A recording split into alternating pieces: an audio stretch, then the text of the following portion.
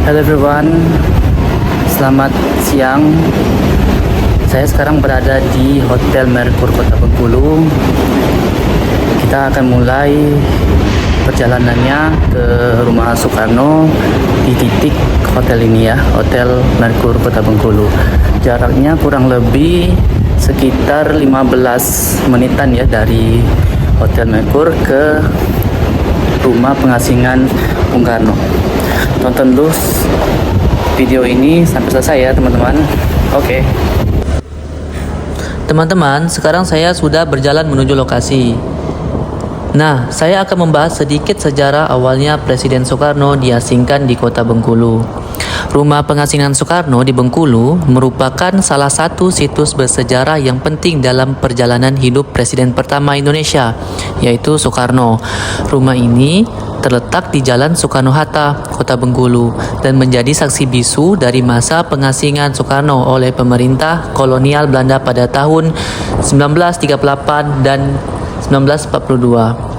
Soekarno, yang dikenal sebagai seorang pemimpin pergerakan nasional dan orator ulung, dianggap berbahaya oleh pemerintahan kolonial Belanda karena aktivitas politiknya yang intens dalam memperjuangkan kemerdekaan Indonesia. Setelah sebelumnya diasingkan ke ND, Flores, Soekarno kemudian dipindahkan ke Bengkulu sebagai upaya untuk meredam pengaruhnya. Nah teman-teman, saya sekarang sudah sampai di rumah pengasingan Bung Karno. Tempatnya berada di pusat kota Bengkulu, nama jalannya Jalan Anggut Atas ya teman-teman. Saya kesini tadi pada jam 2 lewat ya, 2 siang lewat. Udaranya sangat panas sekali ini, terik sekali di kota Bengkulu ini. Oke, jangan kemana-mana, tetap saksikan channel saya ini. Let's go. Nah, beginilah teman-teman kondisi rumah pengasingan Soekarno. Halamannya sangat luas sekali ya. Nah, saya akan membahas arsitektur dan struktur bangunannya ya. Rumah pengasingan Soekarno memiliki arsitektur yang sederhana, khas rumah kolonial pada awal abad ke-20. Bangunan ini didirikan dengan bahan utama kayu yang berdiri di atas pondasi batu. Atapnya terbuat dari seng dan desainnya mencerminkan gaya arsitektur tropis yang disesuaikan dengan iklim Bengkulu.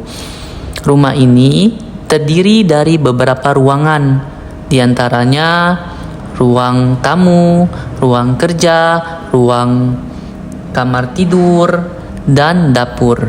Terdapat pula sebuah teras depan yang luas, tempat Soekarno sering menerima tamu atau sekedar duduk untuk menikmati suasana. Rumah pengasingan Soekarno kini berfungsi sebagai museum yang menampilkan berbagai koleksi dan artefak yang berkaitan dengan kehidupan Soekarno selama di Bengkulu. Beberapa di antaranya adalah foto-foto Soekarno bersama keluarga dan masyarakat Bengkulu, dokumen-dokumen, serta benda-benda pribadi milik Soekarno.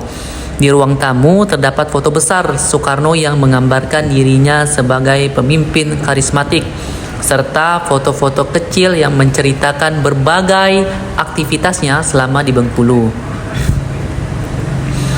Interior rumah masih mempertahankan suasana aslinya, dengan sebagian besar perabotan yang pernah digunakan Soekarno tetap dipertahankan. Di ruang tamu terdapat beberapa kursi dan meja kayu yang dulu digunakan untuk menerima tamu. Ruang kerja Soekarno juga masih terjaga lengkap dengan meja kerja, rak buku, dan beberapa buku koleksi pribadi Soekarno. Di kamar tidur terdapat tempat tidur sederhana yang terbuat dari kayu dengan kelambu yang menggantung di sekitarnya. Kamar ini memberikan gambaran bagaimana sederhana dan tenangnya kehidupan Soekarno selama di pengasingan. Secara umum, rumah pengasingan Soekarno terawat dengan baik. Pemerintah setempat bersama dengan instansi terkait melakukan upaya pelestarian untuk menjaga keaslian bangunan dan suasana di dalamnya. Meski beberapa bagian rumah mengalami renovasi untuk menjaga keamanannya, upaya dilakukan dengan hati-hati agar tidak menghilangkan nilai historisnya. Namun, seperti banyak bangunan tua lainnya, rumah ini juga menghadapi tantangan seperti pelapukan kayu dan kebutuhan perawatan rutin untuk mencegah kerusakan lebih lanjut. Meskipun demikian, pengelolaan yang baik telah memungkinkan rumah ini tetap berdiri kokoh dan menjadi salah satu destinasi wisata sejarah yang menarik di Bengkulu. Lingkungan sekitar rumah pengasingan Soekarno cukup tenang dan asri. Di sekitar rumah terdapat pepohonan yang rindang dan taman yang sederhana, menciptakan suasana yang damai. Hal ini memberikan kesan bagaimana Soekarno, meskipun berada dalam pengasingan, tetap bisa menikmati ketenangan dan kedamaian dalam kehidupannya sehari-hari.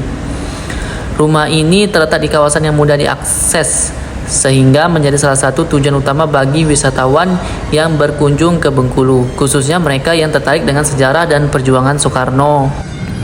Di Bengkulu, Soekarno tetap aktif dalam berbagai kegiatan, terutama di bidang pendidikan dan agama. Ia berhubungan erat dengan masyarakat setempat dan turut serta dalam kegiatan di organisasi Muhammadiyah yang pada masa itu sangat berpengaruh.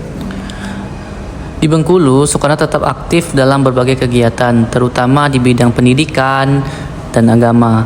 Ia berhubungan erat dengan masyarakat setempat dan turut serta dalam kegiatan di organisasi Muhammadiyah yang pada masa itu sangat berpengaruh di Bengkulu. Soekarno juga sering memberikan ceramah dan mengajar di berbagai sekolah. Salah satu momen penting yang terjadi selama Soekarno diasingkan di Bengkulu adalah pertemuannya dengan Fatmawati, seorang gadis muda yang kelak menjadi istrinya.